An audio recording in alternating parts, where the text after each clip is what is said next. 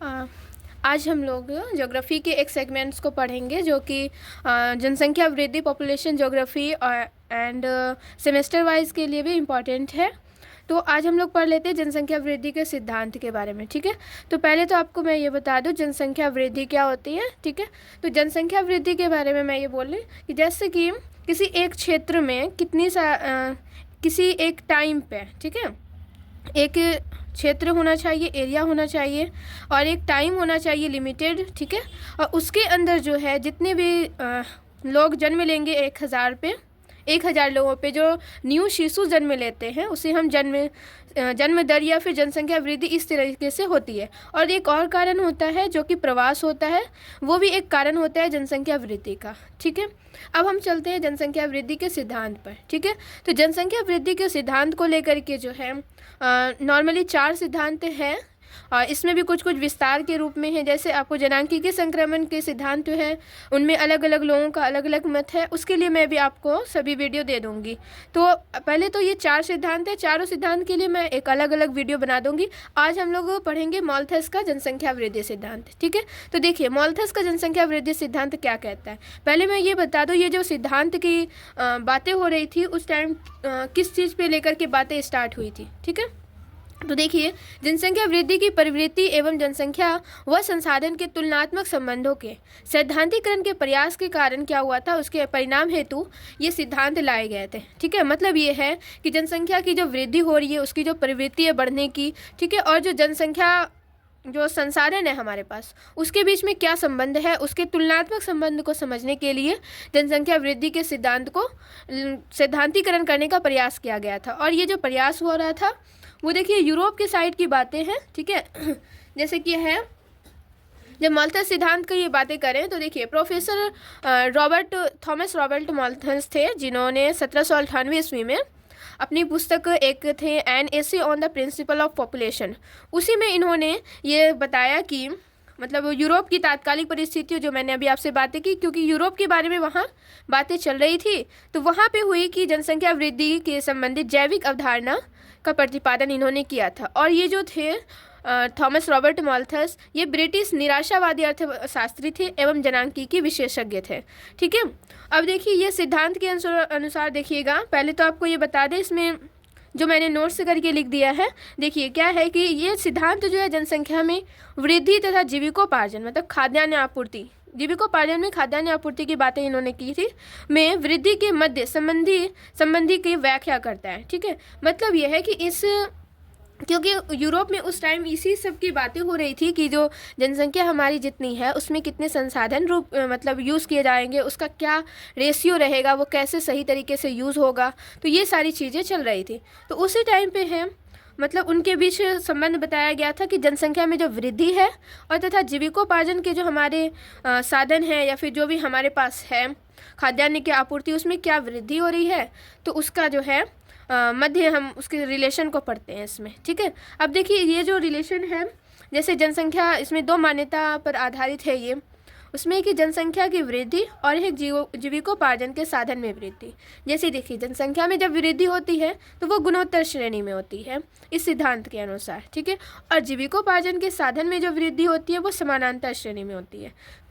मैं आपको अपनी बातों में समझाना चाहूँ तो देखिए जनसंख्या वृद्धि जब वृद्धि करती है तो वो हमेशा डबल होकर के बढ़ती है। ठीक है, जैसे 1 है तो उसके 2 होंगे, 2 है तो उसके फिर 4 बच्चे ऐसे बढ़ते जाएंगे। ठीक है, तो वो हमेशा 2 इंटू पे चलता है, 2x पे। ठीक है, मतलब 2 इंटू पे।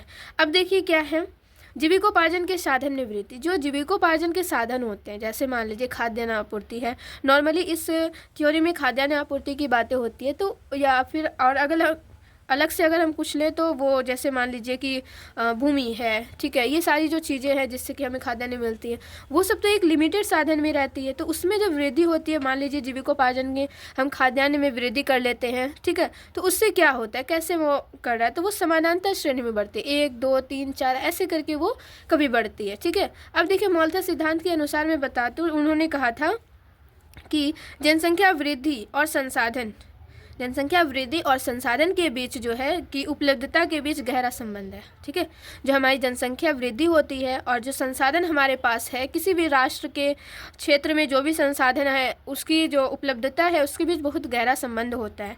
ठीक है, और यहाँ पे इनके जो संसाधन वर्ड के यूज़ किया गया है वो जीविकोपार्जन के लिए, जो जीवन जीने के लिए जो अर्जित कर रहे हैं उन सब चीज़ों को उन्होंने ऐड किया था। ठीक है, अब देखिए इसके आगे मैं आपको बता दूँ तो इनके सिद्धांतानुसार हम अगर देखें तो ये कहते हैं, सिद्धांतानुसार ये कहते हैं कि यदि जीवन निर्वाह के संसाधन हो, देखिए जीवन निर्वाह का मतलब है जीवन जीने के लिए जो हम संसाधन यूज़ करते हैं, ठीक है, कि निश्चित सीमा ना हो। ठीक है, तो जनसंख्या क्या हो जाए, दोगुने होने में मात्र 25 वर्ष लगेंगे। इनके अनुमान के अनुसार इन्होंने ये कहा था कि जो अगर मान लीजिए कि ये जो जीवन जीने की जो संसाधन होते हैं हमारे पास, उन संसाधन की अगर सीमा ना होती इस पृथ्वी पर, तो जो जनसंख्या है उसे दोगुने होने में मात्र 25 वर्ष लगते हैं, और मात्र 25 वर्ष लगेंगे अगर ये सीमा ना होगी तो। ठीक है, अब देखिए, और इसी के अनुसार उन्होंने ये कहा कि तथा 200 वर्षों में जनसंख्या एवं जीवन निर्वाह के साधनों का जो अनुपात है वो 256:9 रह जाएगा, मतलब 256:9 रह जाएगा। तो इससे क्या कहने के मतलब ये है कि देखिए जीवन निर्वाह मतलब जनसंख्या इतनी ज़्यादा रेशियो में रहेगी और जो जीवन निर्वाह के जो साधन होते हैं वो इतने रेशियो में रहेगी। मतलब आप रेशियो से पता कर सकते हैं कितनी ज़्यादा जनसंख्या बढ़ जाएगी। ठीक ना, अब देखिए उन्होंने कहा थी कि इसके परिणाम स्वरूप क्या होगा, तो देखिए शीघ्र ही क्या होगी, जनसंख्या इतनी अधिक हो जाएगी कि भरण पोषण असंभव, भूखमरी व कुपोषण जैसी समस्या अनिवार्य हो जाएगी।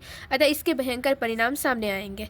नॉर्मली सी बात है, हम लोगों जब जनसंख्या ज़्यादा हो जाएगी तो फिर क्या हो सकता है, क्या हो रहा है, अभी तो हम लोग फेस भी कर रहे हैं कि ज़्यादा जनसंख्या है तो भूखमरी कुपोषण तो हम झेल भी चुके हैं, क्योंकि ये पहले की सोच है। 1908 की बातें थी, उन्होंने इतना सारा अनुमान वो पहले लगा लिए थे। अभी तो हम लोग इनसे भी खतरनाक चीज़ों पर चल गए हैं, जैसे हमारी स्वास्थ्य संबंधी बोले तो समस्याएं आ चुकी है, पर्यावरण में इतनी ज़्यादा समस्याएं आ चुकी है।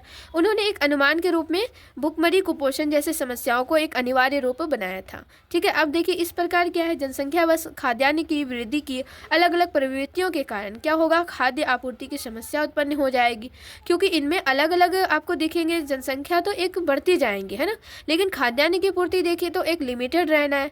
मान लीजिए अगर हम उसमें कोई मॉडिफिकेशन भी करते हैं तो भी उससे एक लैंड जो होता है हमारे पास वो एक लिमिटेड है।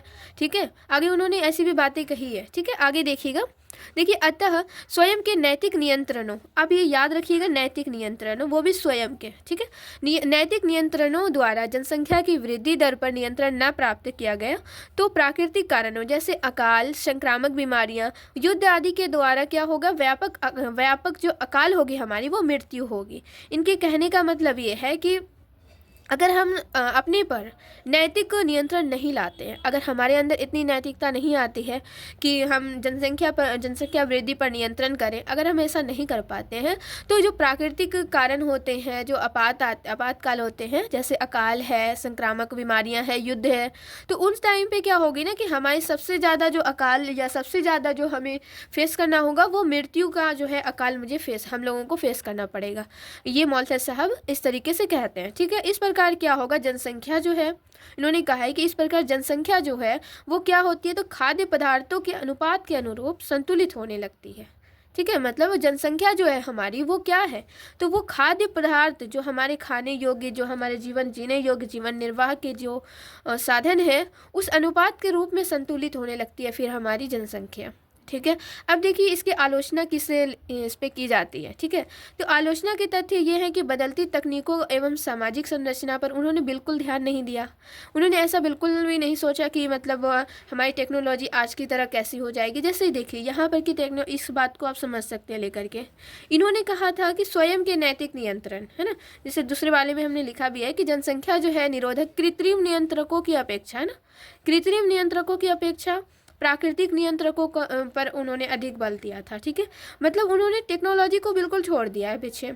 ठीक है, और तो एक ये इनकी ये आलोचना होती है, और दूसरी इसी को लेकर के है अगला कि वो नैतिक नियंत्रण, वो भी स्वयं के नैतिक नियंत्रण पर उन्होंने जोर दिया है, जबकि कृत्रिम नियंत्रकों पर उन्होंने कुछ भी ध्यान नहीं दिया है। ठीक है, बोले स्वयं के नैतिक नियंत्रण तो प्राकृतिक नियंत्रण, जैसे कि मान लीजिए उन्होंने जनसंख्या वृद्धि को रोकने हेतु जो हमारे युवाओं द्वारा या फिर जो क्या बोलते हैं जनसंख्या कम करने के लिए जो हम यूज़ कर लेते हैं, तो जनसंख्या निरोधक कृत्रिम नियंत्रकों की अपेक्षा उन्होंने प्राकृतिक नियंत्रकों पर बल दिया कि अपने आप में आपको आत्मसंयम रखना चाहिए, आपकी अपनी कर्तव्य के रूप में आपको जनसंख्या पर नियंत्रण रखना चाहिए, ये सब पर उन्होंने अपना बल दिया था। ठीक है, तो अब निष्कर्ष के रूप में हम ये सिद्धांत के बारे में क्या कह सकते हैं, तो देखिए, क्योंकि हम समझ चुके हैं इधर की बातों को, है ना, अब हम निष्कर्ष से समझते हैं। देखिए, वर्तमान समय में क्या है, मोल्थस का सिद्धांत शायद ही कहीं लागू होता है। ठीक है, परंतु जनसंख्या वृद्धि को नियंत्रित करने की दिशा में एक मार्गदर्शक सिद्धांत के रूप में इसे पर्याप्त मान्यता प्राप्त है। ठीक है, क्योंकि ऐसे प्रथम व्यक्ति थे जिन्होंने जनसंख्या वृद्धि पर अपना वैज्ञानिक दृष्टिकोण प्रस्तुत किया था। बात समझ पा रहे होंगे आप लोग कि देखिए, इनका जो नियम है या जो इनका सिद्धांत है, ठीक है, ये नॉर्मली हर जगह लागू नहीं होता है और कोई ऐसा नहीं है कि जहाँ ये लागू होता है पूर्णतः, क्योंकि इनकी जो आलोचना, इनके जो तथ्य हैं, ठीक है, उस तथ्य के अनुसार हम इनके बातों को लागू नहीं कर पाते हैं। ठीक है, और देखिए क्या है, लेकिन इनको जो हम पढ़ रहे हैं, आखिर आपके माइंड में भी आ रहा होगा कि तो हम पढ़ क्यों रहे हैं, जब ये कहीं लागू नहीं हो रहा है, जब इनके कोई तथ्य सही नहीं जा रहे हैं, तो फिर हम क्यों पढ़ रहे हैं, है ना। तो उनको पढ़ने का एक कारण यही है कि ये पहले व्यक्ति हैं, ठीक है, जिन्होंने इस जनसंख्या वृद्धि पर अपना एक वैज्ञानिक दृष्टिकोण प्रस्तुत किया था कि आखिर जनसंख्या का क्या क्या मतलब, जनसंख्या की संसाधन को रिलेटेड करके उन्होंने अपने विचार प्रस्तुत किए थे, इसलिए हम इन सिद्धांत को पढ़ते हैं। ठीक है, अब देखिए, एक जो अब आपको समझ लेना है कि है भारत के परिप्रेक्ष्य में, ठीक ना, तो 1921 में क्या हुआ था भारत में, है ना, मोल्थस थ्योरी के जनसंख्या वृद्धि सिद्धांत काफ़ी हद तक लागू हो गए थे, क्योंकि 1911 एवं 21 में जनसंख्या में वास्तविक गिरावट देखी गई थी। इसलिए क्या, परंतु यहाँ तक जो बातें हैं आपको यहाँ तक ध्यान रखना है, इसको माना जाता था, ठीक है, 1921 तक ऐसा माना जाता था कि मोल्थस का थ्योरी यहाँ भारत में लागू हो रहा है। ठीक है, और आपको याद ही होगा 1921 का जो हमारे देश में जो शासन चल रहा था वो अंग्रेज़ों का शासन था। ठीक है, तो उस टाइम पे की बात है कि माना जा रहा था कि मोल्थस का थ्योरी यहाँ पे लागू हो रहा है, बट ऐसा नहीं था, क्योंकि जब हरित क्रांति हमारे यहाँ आई, ठीक है, तो देखिए हरित क्रांति के पश्चात क्या हुआ, इसकी प्रासंगिकता समाप्त हो गई, क्योंकि इसमें परिणामतः हमें क्या मिले थे, हमारे औसतन खाद्यान्न, जो हमारे खाद्यान्न वाली चीज़ें थी, उसमें वृद्धि दर जो है 3.1% हो गया था पर ईयर, और वहीं जनसंख्या जो वृद्धि कर रही थी 2.22% से। ठीक है, तो इस वजह से उनका जो थ्योरी है वो ऐसा कहते हैं कि जैसे यहाँ पे देखिए, उनका क्या है कि ये जो जनसंख्या इतना बढ़ रही है, लेकिन जो है आपके जो जीवन निर्वाह के साधन है वो उसका अनुपात यही है। तो यहाँ तो हमारे पास इतना ज़्यादा मतलब दिख रहा है कि जनसंख्या तो लिमिटेड है, मतलब कि जनसंख्या कम वृद्धि कर रही है कम परसेंट में, और हमारे संसाधन जो है वो ज़्यादा वृद्धि कर गए। तो इसको देखते हुए भी जो है इनका सिद्धांत भारत के परिप्रेक्ष्य में जब लागू माना जा रहा था, तब भी ये फिर 1921 के बाद, जब 1951 की बात है, उसके बाद मतलब हरित क्रांति के बाद जो है इनके परिणाम को नहीं मानना जाने लगा, मतलब उनकी प्रासंगिकता खत्म हो गई, क्योंकि यहाँ जो वृद्धि थी वो दिख रही थी कि ऐसा वृद्धि हो रहा है, उन्होंने तो ऐसा कह दिया था कि वैसा होगा नहीं, है ना। तो फिर ये प्रासंगिकता जो यहाँ लागू होने की चांसेस रह रही थी वो भी चली गई है। ठीक है, तो ये एक सिद्धांत है। अब हम दूसरे वीडियो में आपको बताएंगे कि जैसे कि ये सिद्धांत के बारे में आप नॉर्मली एक बार मैं रिविज़न करा देती हूँ। देखिए, मोल्थस का जो सिद्धांत है वो पहले तो थॉमस रॉबर्ट मोल्थस उनका पूरा नाम है, और 1798 में इन्होंने अपनी पुस्तक में इन बातों को कही थी। ठीक है, और जिसमें कि पहले वो जो थॉमस रॉबर्ट मोल्थस है वो एक ब्रिटिश निराशावादी अर्थशास्त्री है और जनांकीकी विशेषज्ञ हैं। ठीक है, आपको इतना सा ये ध्यान में रखना है, और बाकी हमने इन सारी बातों को तो बता ही दिया। ठीक है, चलिए अब मैं आपको एक और वीडियो दूंगी जिसके परिप्रेक्ष्य में मतलब जो ये मोल्थस सिद्धांत नॉर्मली तो लागू नहीं होता है, लेकिन कुछ इनके नए मानने वाले नए या फिर नव मोल्थसवादी भी हैं जो अपने विचार भी रखते हैं कि नहीं ये लागू होता है किसी परिप्रेक्ष्य में, तो हम उनके सिद्धांतों को भी आपको थोड़े बता देंगे ताकि आपको ये क्लियर रहे। और thank you for watching this video.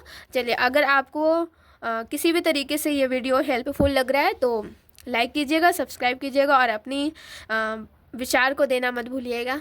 Thank you.